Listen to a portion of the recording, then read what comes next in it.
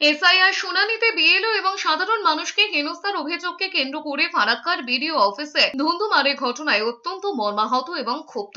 এক্সপোস্টে চিঠি দিয়ে এই বিষয়ে পশ্চিমবঙ্গের সিইও দৃষ্টি আকর্ষণ করেছেন শুভেন্দু অধিকারী। রাজ্যের বিরোধী দলনেতা লিখেছেন, তিনি নির্বাচন কমিশনার জ্ঞানেশ কুমারকে এই গুরুতর সংকটে তাৎক্ষণিকভাবে অবগত হওয়ার জন্য অনুরোধ করেছেন। ভোটার তালিকার গুরুত্বপূর্ণ নিবিড় সংশোধনের জন্য নিয়োজিত এই কর্মকর্তারা তাদের সাংবিধানিক দায়িত্ব পালনের সময় গুন্ডারা কর্তৃক নির্মমভাবে আক্রমণের শিকার হন। তাদের মধ্যে দুজন গুরুতর আহত হন এবং পুরো দলটি অসহায় অবস্থায় পড়ে থাকে। না পুলিশ, না নিরাপত্তা, না কিছু।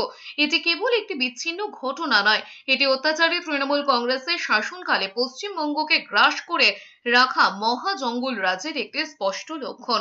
ধ্বংসাত্মক টিএমসি সরকার ভোটার তালিকা কারসাজি এবং অসৎ উপায়ে ক্ষমতায় অধিষ্ঠিত থাকার জন্য এসআইআর অনুশীলনকে দুর্বল করার জন্য কঠোর পরিশ্রম করেছে।